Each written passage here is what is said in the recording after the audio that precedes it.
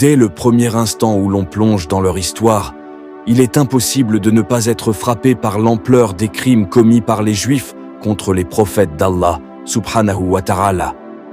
Leur arrogance, leur mépris des signes divins et leurs atrocités dépassent l'entendement. Leur parcours est un témoignage clair de leur éloignement total du chemin de la justice et de la vertu. Commençons par le plus choquant, l'égorgement des prophètes.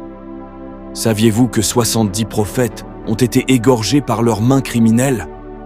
Parmi eux, le noble prophète Yahya, alayhi salam, un homme d'une pureté et d'une foi incomparables, a été froidement exécuté. Pourquoi? Parce qu'il s'était opposé à un roi tyran et à une femme pécheresse, défendant la morale et les commandements d'Allah. Sa tête, ramenée dans un seau, témoigne encore de cette cruauté inhumaine. Et ce n'était que le début. Lorsque son père, le prophète Zacharia, alayhi salam, apprit cette tragédie, attristé, il quitta la ville. Mais les Juifs ne reculèrent pas. Ils le poursuivirent, le capturèrent et le scièrent en deux. Quelle barbarie! Restez bien jusqu'à la fin, car ce que vous allez entendre aujourd'hui est un récit que peu connaissent, une vérité cachée qui va bouleverser votre vision de l'histoire. Il y a des instants dans l'histoire où la lumière et les ténèbres s'affrontent avec une intensité rare, où les justes sont traqués et où la vérité semble vaciller sous la lame des oppresseurs. Ce fut l'un de ces moments.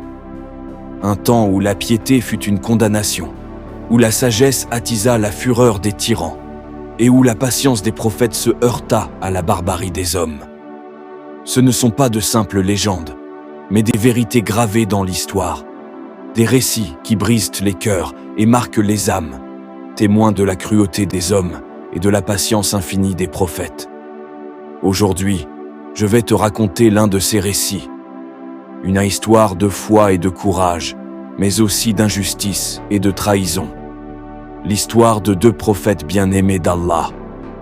Deux hommes qui n'ont jamais fléchi face aux tyrans, mais dont le sang a été versé sur cette terre ingrate.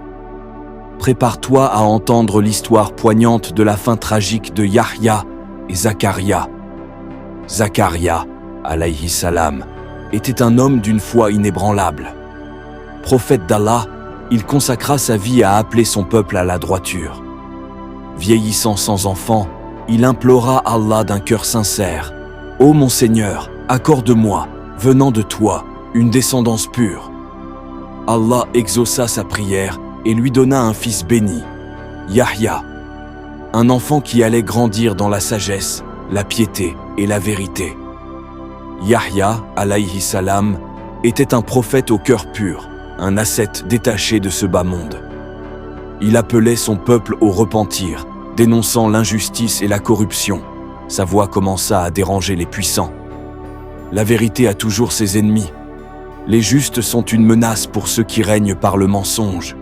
Et lorsqu'un homme ose s'opposer à l'injustice, ceux qui détiennent le pouvoir ne reculent devant rien pour le faire taire. C'était le destin tragique de Yahya, alayhi salam. Son peuple s'était égaré dans la corruption. Leur cœur était devenu dur comme la pierre. Ils avaient troqué la guidance divine contre les plaisirs terrestres, les commandements d'Allah contre les désirs de leur âme. Le prophète dénonçait ouvertement les injustices du roi. Il s'élevait contre les décrets impies, il parlait sans crainte, il mettait en garde contre la colère d'Allah. Mais le crime ultime, celui qui allait sceller son sort, fut son opposition à l'union impure entre Hérode et Hérodiade. Hérode, un roi indigne, un souverain dont l'autorité n'était bâtie que sur la tromperie et la luxure. Son cœur était rongé par l'orgueil, sa soif de pouvoir ne connaissait pas de limite. Mais une chose le terrifiait, la parole d'Allah portée par un homme qu'il ne pouvait ni corrompre ni intimider. Yahya, alayhi salam, n'était pas un homme comme les autres. Il ne craignait rien, sauf son Seigneur. Il n'avait ni trône, ni armée, mais sa voix faisait trembler les fondations du royaume. Il marchait parmi son peuple, comme un rappel vivant du pacte qu'ils avaient brisé. Il appelait à la droiture, à la repentance, à la soumission au Créateur. On rapporte même que le roi honorait le prophète Yahya, l'invitait à ses assemblées et lui demandait conseil de sorte qu'aucune affaire n'était traitée sans avoir son avis. L'appel des prophètes est toujours une gêne pour ceux qui règnent dans le péché. Hérode avait décidé d'épouser Hérodiade, une femme ambitieuse et sans scrupules, prête à tout pour accroître son pouvoir. Mais il y avait un problème. Cette union était un péché aux yeux de la loi divine, une transgression flagrante des commandements d'Allah. Lorsque Hérode demanda à Yahya si un mariage avec Hérodia était légal, celui-ci lui dit que cela était interdit par la loi. Yahya lui dit « Elle n'est pas licite pour toi, il t'est interdit de l'épouser. » Yahya, le prophète pur et incorruptible, s'était opposé à son union impie avec Hérode. Dans les rues, dans les temples, devant le peuple et les grands du royaume, il proclama avec force « Il vous est interdit d'épouser la femme de votre frère. Craignez Allah. Son courroux s'abattra sur ceux qui transgressent ses commandements. » Un seul homme avait osé s'opposer au roi, et c'était un prophète. Hérode lui-même était déchiré. Il savait que Yahya était un homme pieux, qu'il ne mentait jamais, que sa parole était juste. Il avait peur de lui faire du mal, car il connaissait son influence, et au fond de lui, il redoutait la punition d'Allah. Ses paroles se répandirent comme un feu de forêt. Le peuple murmurait. Certains ouvraient les yeux, d'autres détournaient le regard, craignant la colère du roi. La nouvelle se diffusa dans la ville, jusqu'à parvenir aux oreilles de la mère d'Hérodia, qui nourrit de l'animosité et de la haine contre Yahya. Elle se décida à lui faire du tort. Hérodiade savait qu'Hérode était faible. Il n'oserait jamais donner directement l'ordre de tuer Yahya. Un jour, elle embellit sa fille. Elle l'orna de bijoux et l'envoya ensuite au roi. Elle lui ordonna de provoquer ce dernier, d'attiser son désir et de se refuser à lui jusqu'à qu'elle obtienne ce qu'elle désirait. Or, ce qu'elle voulait, c'était faire tuer Yahya, fils de Zacharia. Hérodia fit ce que sa mère lui avait dit, et lorsqu'elle vit qu'il était dans cet état, elle lui dit « La faveur que je te demande aujourd'hui est que tu égorges pour moi Yahya, fils de Zacharia. » Lorsque le roi entendit le nom de Yahya, il sursauta, terrorisé. Il lui dit « Malheur à toi, demande-moi autre chose que cela. » Elle lui répondit alors « Je ne demanderai rien d'autre que cela. » Elle se mit à nouveau à le provoquer et l'amena à lui accorder ce qu'elle avait demandé. Hérode demanda qu'on lui amène Yahya.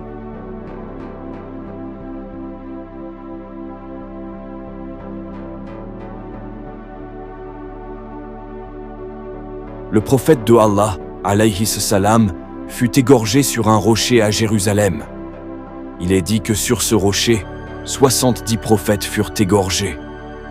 On ramena sa tête dans un seau. Et c'est alors que lorsque la tête fut placée devant le roi, elle se mit à parler en disant « Elle n'est pas licite pour toi, elle n'est pas licite pour toi. » C'est alors que le roi fut saisi de frayeur, mais il était trop tard. En effet, quelques jours plus tard, la terre s'entr'ouvrit et ensevelit le palais du roi et tout ce qu'il contenait. Les gens qui suivaient le roi furent engloutis aussi. Une goutte de Yahya qui était tombée à terre se mit à bouillir. Quant à Hérodia et sa mère, ces deux horribles femmes, elles exultèrent de joie à la vue de la tête de Yahya et dirent « Aujourd'hui notre cœur est réjoui ». Elles montèrent alors sur le toit du palais et tombèrent de celui-ci. Des chiens affamés les attendaient. Ces chiens se jetèrent sur elles et les dévorèrent. Ils brisèrent leurs os. Toujours conscientes, elles assistèrent terrifiées à leur dépeçage. La dernière chose que les chiens dévorèrent étaient leurs yeux. Que celui qui veut tirer des leçons de cette histoire en tire. Selon une version de l'histoire, lorsque le prophète Zacharia entendit la nouvelle de l'assassinat de son fils, il quitta la ville, attristé. Il se rendit dans un verger où il possédait des arbres près de Jérusalem. Zacharia, alayhi salam, ne chercha pas à fuir, car un prophète ne craint ni les hommes, ni leurs complots. Pourtant, L'heure n'était plus à la prédication. Désormais, il devait se cacher, non pas par peur, mais parce que sa mission sur cette terre touchait à son crépuscule. Dans la pénombre de la nuit, il s'éloigna du tumulte des hommes. Son cœur restait serein, attaché à Allah, tandis que ses pas le guidaient vers l'inconnu. Il trouva refuge dans une forêt aux arbres centenaires, témoin silencieux des péchés et des vertus des générations passées. Mais même la nature ne pouvait offrir un sanctuaire absolu. Il passa auprès d'un arbre qui l'appela par la volonté de Allah.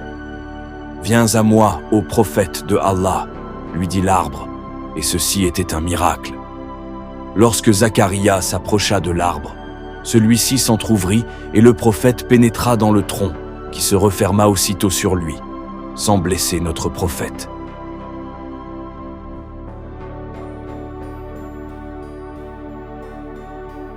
C'est alors que l'ennemi de Allah, Iblis, surgit et saisit un bout de vêtement de Zacharia pour le faire dépasser de l'arbre.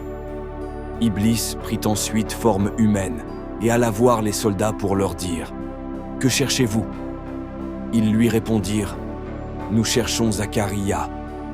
Iblis leur dit alors « Il a ensorcelé cet arbre qui s'est entrouvert, puis il est rentré à l'intérieur. » Les soldats s'exclamèrent « Nous ne te croyons pas. » Iblis répliqua « J'ai une preuve qui vous fera me croire. » Il les amena jusqu'à l'arbre et leur montra le bout du vêtement de Zacharia qui dépassait.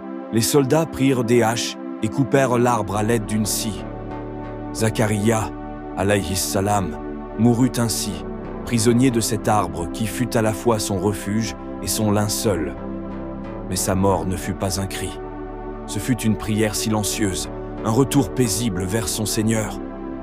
L'ombre des soldats s'éloigna, laissant derrière eux un crime gravé à jamais dans les annales du temps. Mais Allah n'abandonne jamais ses prophètes.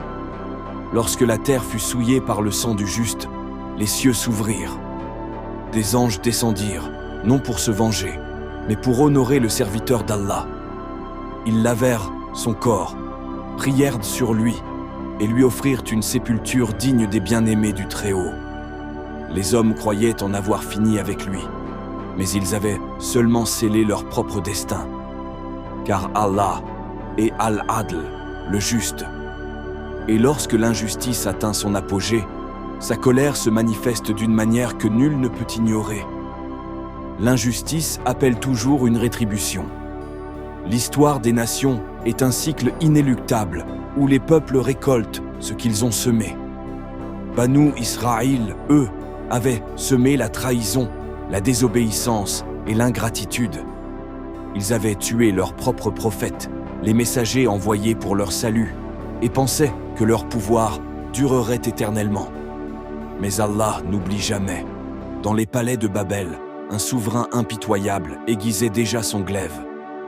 Nabuchodonosor, Baktanassar en arabe, était un roi dont le cœur était aussi dur que la pierre. Un roi dont le cœur était noir comme l'encre. Un conquérant dont le nom allait devenir synonyme de terreur. Il ne connaissait ni la pitié, ni la clémence. Son empire s'étendait à perte de vue, et lorsqu'il marchait sur une terre, il la réduisait en cendres. Il n'était pas un simple conquérant. Il était un fléau, et il n'obéissait pas aux lois des hommes. Il était l'instrument du châtiment divin.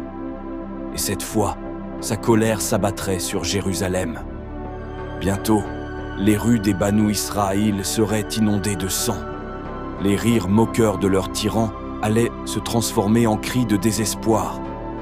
70 000 d'entre eux allaient en périr sous le feu et l'épée. C'était le début de la rétribution, et ce n'était que le commencement. Banu Israël entendit parler de son arrivée. L'effroi s'empara d'eux, mais il était trop tard pour le regret. Ils avaient tué les prophètes, qui auraient mis depuis intercéder pour eux. Ils avaient tourné le dos à la miséricorde divine. Désormais, ils allaient goûter à sa justice. Nabuchodonosor ne négocia pas. Il ne demanda aucune reddition. Il n'envoya pas d'émissaire pour parlementer. Il était venu pour raser cette cité, pour enseigner à ses hommes une leçon qu'ils n'oublieraient jamais. La guerre fut brève. Non, ce ne fut pas une guerre. Ce fut un châtiment. Les nobles furent traînés hors de leur maison. Ceux qui, jadis, se pavanaient dans leur richesse et méprisaient les avertissements des prophètes se retrouvèrent enchaînés, réduits à l'état d'esclaves. Les soldats ne firent pas de distinction. Hommes, femmes, enfants. Tous furent livrés au même sort. Et lorsqu'une nation trahit ses engagements envers Allah, même ses plus faibles ne sont pas épargnés. 70 000 âmes périrent sous les épées babyloniennes. Ceux qui avaient conspiré contre Zacharia, alayhi salam, furent exécutés sans procès. Ceux qui avaient applaudi la mort de Yahya, alayhi salam, virent leurs propres enfants tomber sous les lances des assaillants. Les survivants furent enchaînés et emmenés en captivité, exilés loin de leur terre promise. L'élite du peuple d'Israël, ceux qui dictaient autrefois la loi à leur convenance, furent humiliés, forcés de marcher des centaines de kilomètres, soumis au joug de leur nouveau maître. Jérusalem, jadis un symbole de bénédiction, n'était plus qu'un champ de ruines fumantes. Si ce rappel t'a touché, like, partage et abonne-toi pour plus de vidéos sur la vérité du Coran. Que la lumière d'Allah éclaire nos cœurs